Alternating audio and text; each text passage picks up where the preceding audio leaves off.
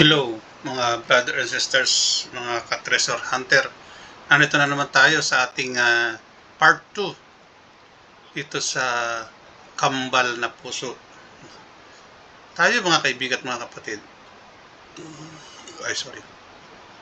ay nangangarap talaga kung paano makuha ang nalalaman ng mga nakabarid nito, mga nakatago nito. Kaya mas maganda siguro mga kapatid, pagtulong-tulungan natin na hanapin kung ano ang mga nakalagay dito sa mga bato na ito ang mapag-aralan natin, matutunan kung anong nakalagay. Kasi itong ganito, ganito ang posisyon niya, hindi katulad nung sa part 1 na kitang-kita mong side view. Ito naman kasi nakapaharap na ganyan, pero kitang-kita pa din yung kanyang kagandahan ng posisyon, yung kanyang kaayusan. Yan. Ito talaga yung kanyang heart. Nag-umpisahan natin dito sa Mikon na ito, ganun talaga siya. Siya pa din ang ayan. Tapos yung kakalahati niya, ganun pa rin sa part 1 na ganun na talagang dito sa nagtuturo talaga. Siya pa rin talagang tinuturo niya. Katulad din ng nandito sa itong isang malaki rin na ito na ganun pa rin. Hanggang talaga may buntot siya doon. Ito pa yung talagang doble na nagganon. Dahil talagang yung heart na maliit na yan ang inuukit na yan sa itong may Y dito na ganyan. No? Ito pa rin yung heart pa rin na ito mga pinagtuturo nung na yan. Saka itong isa na ito. Yun pa rin ang prospect na ituro. Kumbaga yan ang may sala. Sabi nila ganyan. No? Ngayon, hindi ba dito meron siyang pinakaparang yan, ito tong stopper na yan na ang dinadaanan na tinuturoan ay dito sa nagtuturo. Tapos meron siyang pinakabuntot na nagturo dito. Yan yung nakalabas ng nakaraan, di ba? Sa ating isang video noon na diyan sa nagtuturo. Yung item na sinasabi ko noon, mga kapatid, ay nandito sa lugar na ito, yung tinuturo nito, ay nandito lang kasi ito yung stopper, yung puti na yan. Ito yung stopper niya, di ba? Tapos yung sinasabi kong yung isa, ito yung may butas na at saka ito yung isang X, ayan na, lumitaw na yung X, ayan na, yung papatunay na may treasure sa gawin na ito, ayan. Kaya yung treasure na ginawa nila noon, mga kapatid, wala doon sa hinukay nila doon sa baba, dito, di ba, nagukay may butas yan kasi sinundan nila yung tinuturo nito, kaya diyan sa baba, itong baba na ito, ang binutas nila noon, wala silang nakuha diyan, kahit na sign na maliit, wala. Kasi hindi nila nakita rito, mayroon ditong arrow dito na nagpapatunay na kagano nakaharang diyan sa bato na yan, kaganon. Tapos may stopper na maliit dito, yan. Na ang tinuturo niya na yung gawin na ito, yung sinasabi naman na stopper, mga kapatid, is nandito rin siya sa lugar na yan. Ito yung puti na yan, ang stopper. Kaya yung item, ito ako, sabi niya. Dito din, meron din dito. Kagandahan niya siguro, ako na niya, nandito. Yung dito kasi, meron din dito yan, yung biyak na yan. Hindi ba meron yung napapansin dito sa gilid dito ng bato na ito, meron nun, di ba? Yun, ito, lugar na ito. Itong may bukan na yan, saka ito. Pero kagandahan yan, mga kapatid, itong kaluwangan na to, ang tirahin natin. Lahat yan, kaluwangan na yan. Meron yan. At sinasabi din kasi noon, dito sa lugar na ito, itong binakbak na ito, itong nabakbak na ito parang nag-letter C na yan. Yan yung parang nag-letter C na yan. Dito, meron sila nakuha dito isang maliit noon.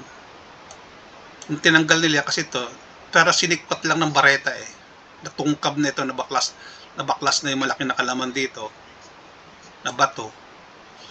Dito yata nila nakuha sa part yan, nakaganon. Yung item na isa. Pero maliit lang daw. Yung nadali nila dyan na maliit. Siguro, yun na tinuturo nung lumikong ganon. Sa dulo nung arrow. Kabuntot. Kasi yung arrow na yan na nandito. Yung arrow na nandito, meron siyang gumanong kasi yan Tapos meron siyang buntot na gumanon. Yung nandito, yan. Kaya sabi ko, ay siya na. Baka yan nakuha na, hindi lang napansin kaagad na meron pala doon sa lugar na yon. Kaya ang kanon, kagandahan lang doon sa sign na ginawa nila na yan, ay talagang nagpatotoo na mayroon talaga sa lugar na yan. Yung ditong, yung nadali kasi dito noon na malaki, ang kagandahan diyan ay talagang confirm na may nakuha na dito sa lugar na ito. Confirm na may maliit na giveaway na nadali noon. Ang naging problema lang diyan ay yung sinasabi nilang kalakihan ang hindi nila makuha ngayon, yung kalakihan niya, yung kagandahan ng sign ang hindi nila ngayon makita. Kaya tayo ang kukuha diyan kasi dito ang pinagtatakahan ko rin kasi dito, kaya inulit ko to be part tonight. Itong napansin ko, yan, dito gumanon siya. Kaya yung nandito, yung parang yung sigsag na ito na sinabi ko noon na gumanyan, tapos ibiyak niya sa ilalim yun pang isang duda ko din na sinasakupan nito. Yan, sinasakupan na yan ang isang pinagdudahan ko din na tumiyak na gano'n yan. Hanggang dito lang siya sa may stopper na sinasabi ko. Yan, meron sa butas diyan at meron siyang X dito. Yan yung X na yan, itong X na ito yan. Diba? Kaya yan din ang pinagdududahan ko diyan nung hindi nila nakuha yung isang kalakihan. Pero yung ito, hindi ito iisa lang na nakuha sa lugar na ito. Hindi kasi yan, parang kwan lang kasi yan, parang ganitong klaseng bato na may awang. Ginawa, sinikwat, wala naman sa loob, sinikwat ng bareta. Lumabas ngayon, may nakadikit dito isang nakuha nila sa lugar na yan. Kaya sininsil nila yung ilalim. Kaya yung kinis, hindi nila nakuha yung kakinisan, yung kabakatan noong nakalagay sa lugar na ito. Sa lugar na yan.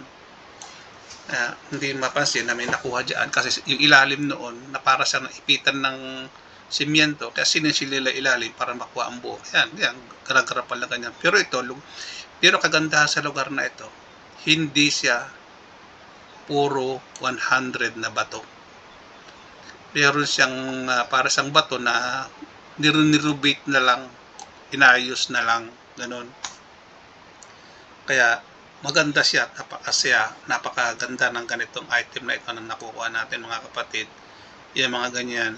Hindi ko rin kasi makunan mabuti yung sinasabi nila dyan na may isa pang maliit dyan na sign. Sabi nila na hanapin mo na lang. Sabi doon nung matanda na nakatira dyan, na may-ari ng lupa dati dyan, yung tatay ng nagpapahanap sa atin ngayon, na ang sabi ay meron nga daw sa lahat ng klase ng bato dyan na nakabaon. Ang sinasabi, lahat daw yan ay may karga, ang sabi. Kaya tayo ngayon ay maghahanap kung saan nila kinargahan talaga ng gustong mga bato malaki na yan. Maraming bato ito mga kaibigan. Dumating na yan na iisang lugar. Kumbaga yung lugar kasi na yun, hanggang yung kubeta nga ng mga Hapon ay nakita nila yung pinakabutas. Dahil talagang hinanap nila, natuntun nila yung Gada Barracks o Gada na ginawa ng mga Hapon. Ay nandun pa yung mga poste ng kawayan, poste ng mga sinimiento na pinagpatungan ng mga kawayan noon ay nandun pa. Kaya natutuntun nila ngayon yung kasama nilang engineer ay marunong, ito ay bahay, bahay ka nakaharap doon, bahay na nakaharap dito, ganun ang kuha nila ngayon. Kaya natutuntun nila ngayon kung nasaan yung mga tinatawag nilang kulungan, yung bodega, kung ano, yun nakuha na nila. Yung ayos ng pamamaraan. Ang isang kinukan ko dito, ang sabi noong engineer na yan, meron di sa likod na ito, dito, ay may kwan daw yan, may para siyang nakadrawing na nakadrawing na heart, sabi niya. Kaya dito sa gilid daw na ito, nakakuha sa pader na yan, sabi niya, may heart dyan na malaki din na nakaukit naman. Hindi ganyan ikakatulad nung nasa taas na yan. Yung bato mismo ang ginawang heart na may guhit, sabi niya, yan, ganyan. Hindi ganyan, sabi niya. Nakakuha niya, nakaukit ka sa bato. Sabi niya, yun nandito sa gilid na ito. Tapos nakaturo, yan nakapatagilid na heart. hindi ka nakatay yung heart na gano'n na nakaturo sa baba. Hindi ka. Naka-side view yan. Ang tinuturo ay kain dito sa lugar na ito ang tinuturo nung pan. Kung ma-imagine natin na naka-side view na heart, yung nakatagilid ka ko pala, yung kanyang puwet dito tinuturo itong umbok na ito daw. O sa lugar lang na ito nakaturo, nakapahiga siya yung heart.